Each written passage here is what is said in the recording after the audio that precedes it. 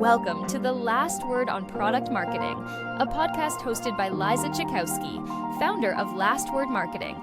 Liza helps MarTech and AdTech companies align product strategy with marketing execution. On her podcast, Liza and her guests talk about how to avoid pitfalls and achieve success in product marketing. Hello, and welcome to the Last Word on Product Marketing podcast. I'm Liza Cichowski, a fractional product marketer and consultant with Last Word Marketing and your host of this podcast. I am joined today by Maria Pousa, who is most recently Chief Growth Officer at ISPD Global, an international advertising firm that prides itself on building lasting connections between people and brands. Maria now lives in beautiful Barcelona, but she spent many years in New York City where she held CMO positions at MediaOcean and Integral Ad Science. She has a ton of B2B marketing insight to share, and I'm so excited to have her as a guest. Hi, Maria. Hi, Liza. Thanks for having me today. So to get things started, can you share some of the challenges that you faced when it comes to aligning product marketing goals with the corporate strategy? And how does that kind of show up in your day-to-day execution? So over the last 2 decades, I think I've seen and experienced significant challenges, right, around the product marketing role. And I think for me, one of the most critical ones have been defining what is product marketing among the different stakeholders in the company. And I say that because it also varies from type of organization to type of organization. For example, a software company within our industry, in advertising particularly, or technology, to another managed services organization. And the required skills are slightly differently, particularly a lot of times on the soft skills.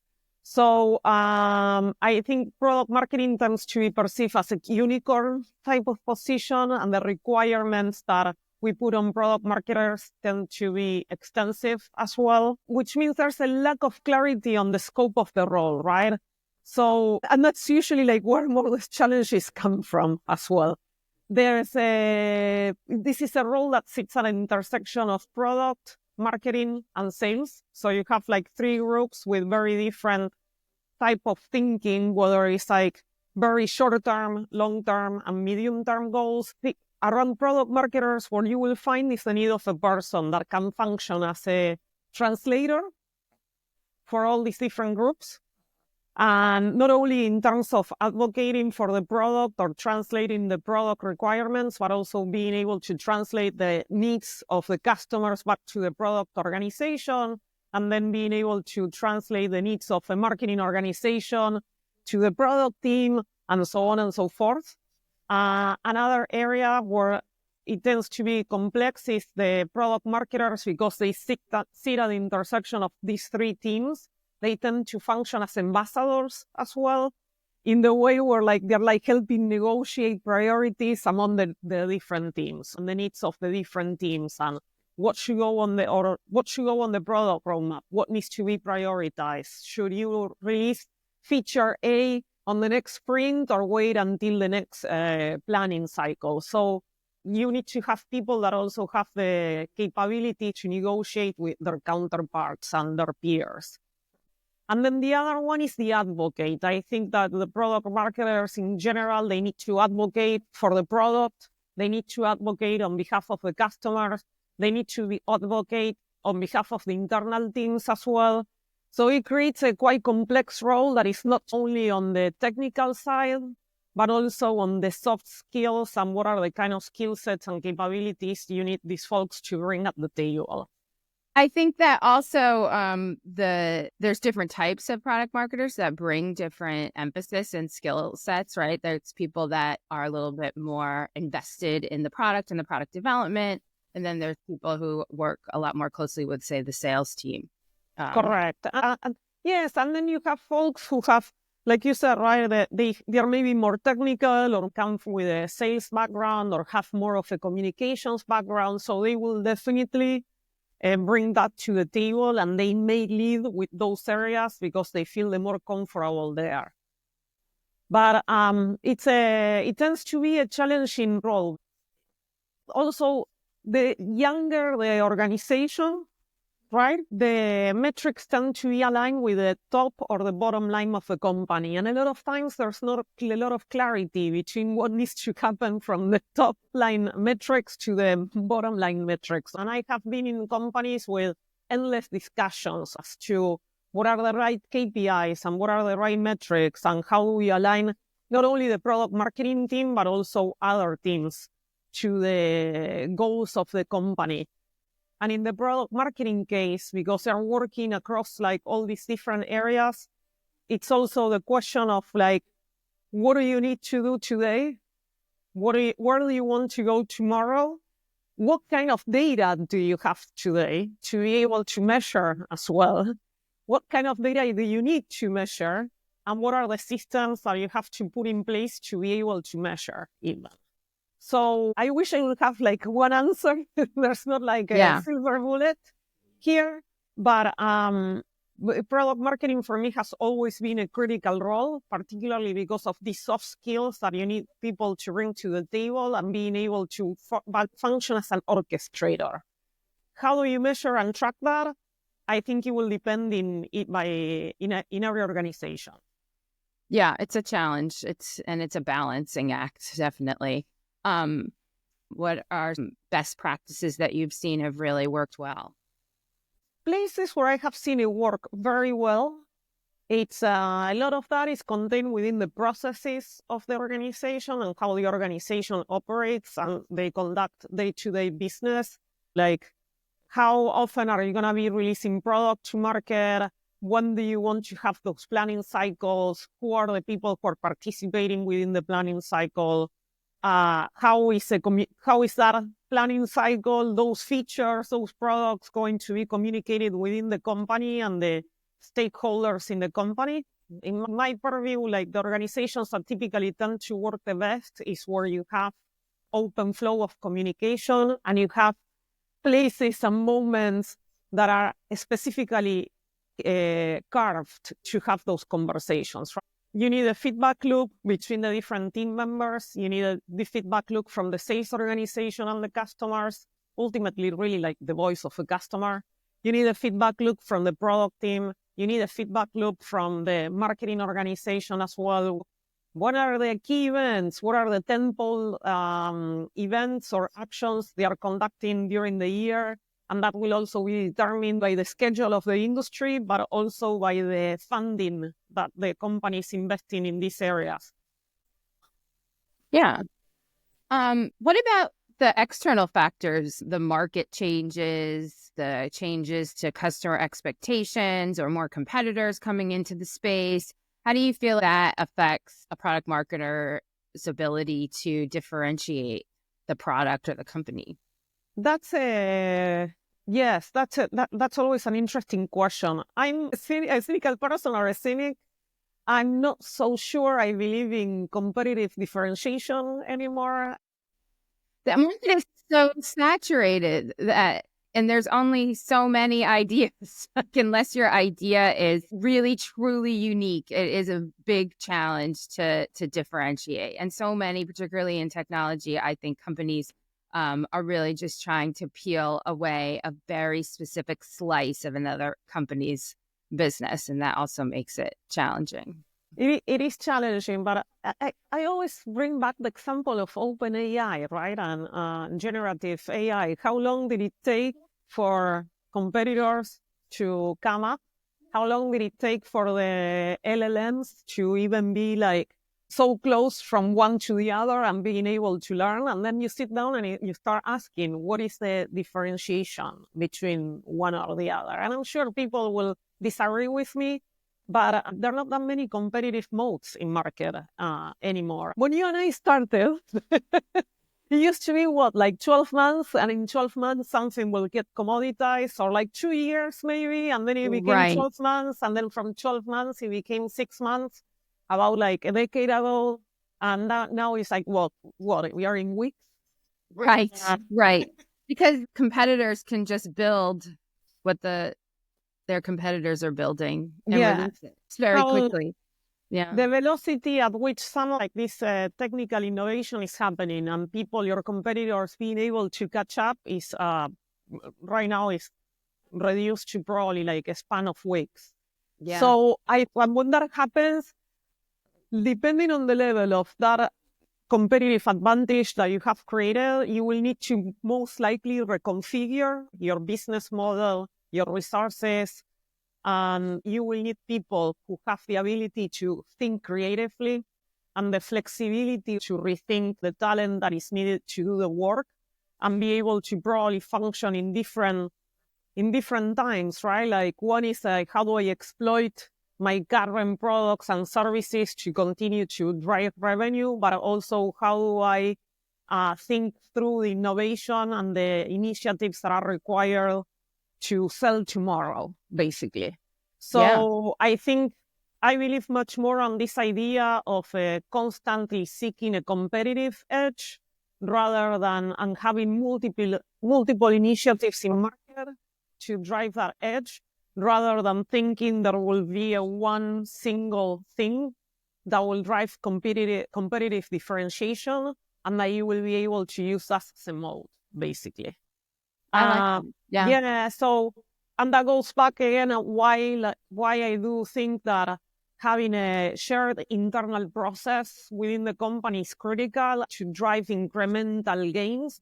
It requires an exercise in patience and an exercise in understanding, or maybe trying to rethink, rather than having a single competitive advantage, you may need to build for multiple ones. Yeah, that makes a lot of sense. So building upon that, when you are working with whether it's the executive team or the sales team, how do you know that you're working effectively with them? Or what are some challenges that you've faced with creating consensus or right down to creating material? That's the tension or the friction always between marketing and sales that you will find in every company, I think. Of course. But it's a friction of different goals or sometimes different timings, I think, and different intentions. Priorities. And priorities also. The ones that understood this is like they understood that marketing is not a marketing problem. The marketing is a problem of the entire company, basically. And I don't mean that you should go and tap on your content marketer and tell them how to do their job. I mean it much more in terms of participation. So it's the level of involvement and the level of accountability that is required within the company. Not only that marketing must support the sales team, but the sales team must support marketing as well.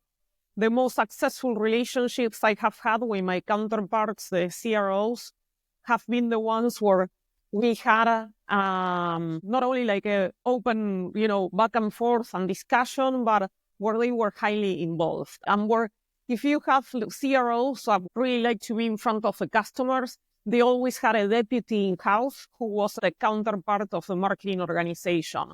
And we work very closely with those people in building successful relationships.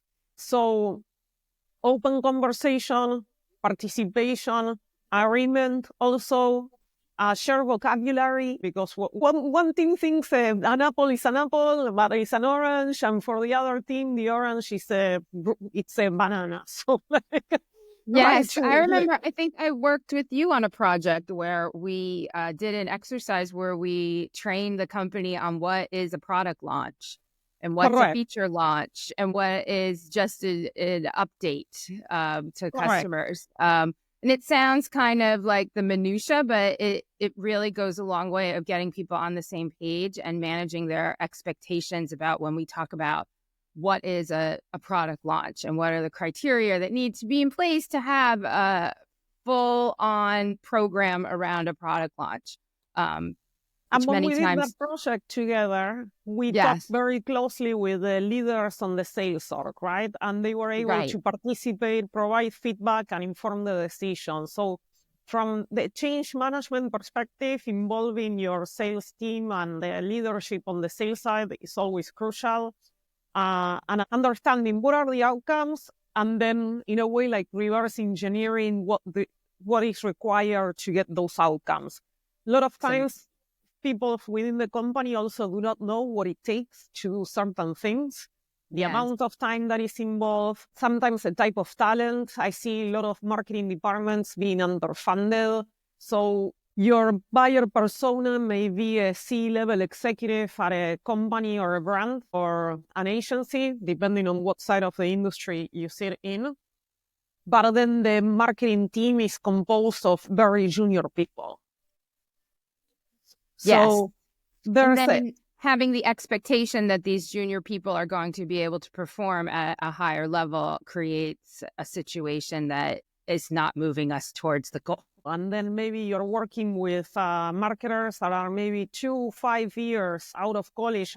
So there is definitely an exercise of managing expectations. And then there's also funding, schedule, etc. So being able to be crystal clear on the needs, the outcomes, and what are you able to do today with the resources you have in place today, that's definitely critical. And you and I, we both have been there, right? Where you get like a sales team requirement and it feels as if someone is throwing something through the other side of the wall. Right. And then it's like, well, but like, it's not going to magically happen. Like, there's a lot of work that goes behind the scenes. So that agreement, I think, is critical. Yes, it absolutely comes back to, as you were saying, the communication and the transparency. So when you're working on sales narratives and sales pitches, how have you balanced showcasing the product capabilities while balancing the emotional connection with the customer, as well as the company branding and positioning? I think that's a challenge that I work with clients on quite a bit. And I was wondering what your experience has been and how do you create, again, consensus and get everyone on the same page? When I was at IAS, we went through the transition of selling in a very product-led way, much more driven by the product versus being driven by the value we're creating for the customers. Value selling has been a significant change in the way we used to approach the customers. And I say that because if the ticket item is high, and we sometimes in our industry talking about deals that are worth in the hundreds of thousands to the millions, that's a very emotional buy. Sometimes that may be most amount of money that an individual will spend or agree to spend on a deal, right? Yeah. So if you're gonna sign a multi-million-dollar deal, $2, $5, $10 million, $20 million, etc., what you're putting at stake is your standing within the organization, your reputation. You may be putting at stake a project. It's a very emotional component, and it's not necessarily based on rationality. A lot of the B2B is based on trust as well, and trust is built. So then it's how do you build trust with your customers? And I'm saying this because the features are important, and the product is important, and it must check a box. But then the decision on whether to buy your product and sign a deal with your company or with your competitor will probably depend on the level of comfort the buyer has.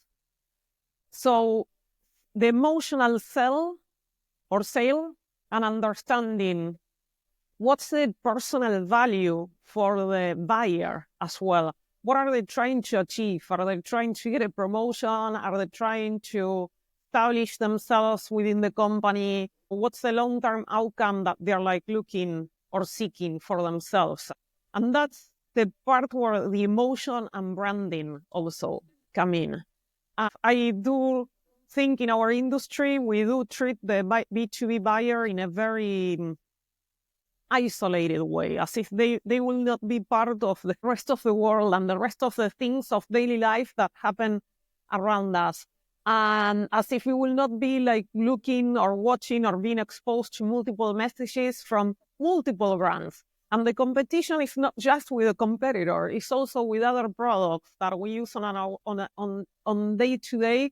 For that space or like that mental availability, right? Or for like someone to make the mental space to think about you and your product. So then it's how do you translate this in a balanced way into a B2B environment where you can balance both the outcome and the features and the product, but as well like the distinctiveness and the emotional connection that you need to make with the buyer to make them feel comfortable about choosing you and your company. I think that's a really interesting perspective because most people nowadays go straight to the value props. I know that I'm someone that definitely goes straight to the value props versus the feature selling. But what you're suggesting is kind of a balance and also really taking a deeper look at your customer and honestly figuring out how to make them the champion, how to make them feel like they're winning, how to make them look good, like you said, in front of their boss, their CEO, which I think takes a lot more work, which is maybe why not everybody wants to go down that road. But I think that's a really interesting, smart take. It does take a lot more work. It is true. But it will probably build a more long-lasting relationship as well. 100%. Okay, we're going to take a quick break, and when we come back, we're going to learn a little bit more about Maria. You've spent over 20 years in corporate, and now you've stepped off the hamster wheel to run your own show as a fractional executive. Whether you're flying solo, leading a small firm, or running a boutique, Maven is your fast track to earning over $500,000 annually, and potentially more, without the grueling corporate hours. This is your shot at the freedom, flexibility, and independence you've worked so hard to achieve. By infusing your intellectual property into all aspects of your revenue generation, Maven transcends the limitations of other sales and marketing approaches. You'll have a pipeline so full that prospects who truly value what you bring to the table will be the ones knocking on your door. You'll work directly with Jay and Taz, who've led the way for over 30 years, helping countless executives make this leap. Contact j.kingley at fractionalmaven.com. Spots are limited, so act now to build the business and life you deserve. Welcome back. We're talking to Maria Pousa, who is Chief Growth Officer at the global advertising agency ISPD. Maria, I'd love to find out a little more about you.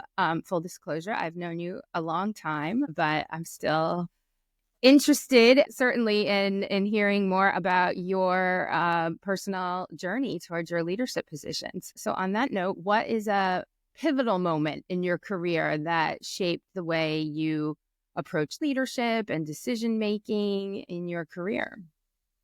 There have been a couple of moments. I think there's a moment back in the late 2000s where I think I realized that I really like the smaller environments, small, medium-sized environments. I like the startup world also more than corporate world. And I think for those that are younger in their careers, the piece of advice I have always given is there's no right or wrong. It's what makes you feel more comfortable and what kind of environments do you enjoy the most. I really enjoyed the fast pace, the dynamic space of startups, particularly back in New York, right? Like it was fulfilling for me to be in those environments where you can see the process all the way from the beginning to the end and be able to oversee the scope of an entire project.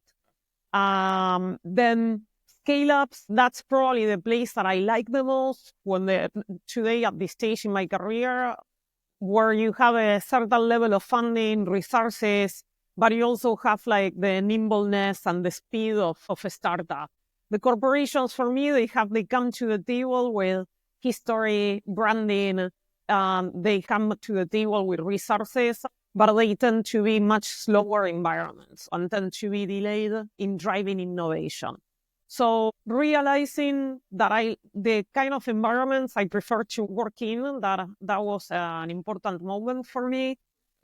The other one was like finding the motivation. And I had someone who told me that I had a chip on my shoulder. You know, I was fairly new living in the States, and it took me a while to process and understand what this person meant. And it's been like 20 years since this conversation. And I realized that maybe I have to prove something to myself or maybe prove something to others. But it did drive me significantly. And what I will say to a lot of folks out there that may be watching this is find that thing that is going to keep you running. And if that thing is anger, if that thing is having a chip on your shoulder and like proving yourself or to someone else, you should leverage that. I think you need to embrace it. That will drive you. It drove me. I have That's to great. say. Yeah. I mean, it's interesting, right? How small moments can have a big impact, both positively and negatively on your behavior and how you move forward and move through the world. And it can be hard to pick out which pieces of advice or feedback you're going to take with you and which ones you're going to discard. And it's up to you, despite the world telling you that you know, such and such boss, you need to listen to this person and do what they say. If it does not resonate or you're not ready to hear it, then that's your journey, right? Yeah, the framing in terms of journey is critical, right? Like sometimes we want things, and we all have done that. I've done that. I've been like immediate success, and success is the journey, not the destination. Yes, it's not the outcome. Like we should make a poster. Probably, yes. But I admire a lot of my peers, colleagues, friends, where they say like they plan their career by this moment. I want to be here. I want to be at this type of firm, and I want to be in this type of role. And I have been much more flexible in terms of my career development, and that has given me a lot of opportunities because I've been particularly like in the last few years of my life, more focused on the people that I work with as well, and who are the people who you're going to surround yourself with, since you're going to be day in and day out, spending your time with them, rather than maybe the product or like where the company's at. It's about like finding the right fit. Yes, I learned that lesson as well, and I wish I had learned it a lot sooner in my career. But hindsight is 20/20, as they say. So when you're not working, what are you doing in beautiful Barcelona, Spain? Well, I always like a life, like love, like a good glass of wine, and I really enjoy, food as well. So here, like being in Spain, I definitely like, you will find me like trying new restaurants, new places, road trips here. Like Spain is a small country. And so like you will definitely find me driving around and going to visit different towns, different places. And I like getting out from that perspective. And I also enjoy music as well, discovering new music. TikTok has been an amazing place to discover new music. Also very happy for it. And people who curate and make recommendations. So those are like some of the things that you will find me doing. It sounds lovely. Driving through Spanish towns on the weekend sounds like a dream. Yes, it is very nice. I'm very thankful. I'm very grateful. Excellent. Okay. So as we wrap this up, what is the best way for people to get in touch with you? Probably LinkedIn. So if they want to reach out to me via LinkedIn, that will be great. Okay. I will be sure to put your LinkedIn link in the show notes. And Maria, I want to thank you for being a guest on The Last Word on Product Marketing. Be sure to subscribe to our podcast on all the major platforms and my YouTube channel for videos. And remember, when sales and marketing are aligned, customer growth is unstoppable. Thanks for listening. Thanks, Liza.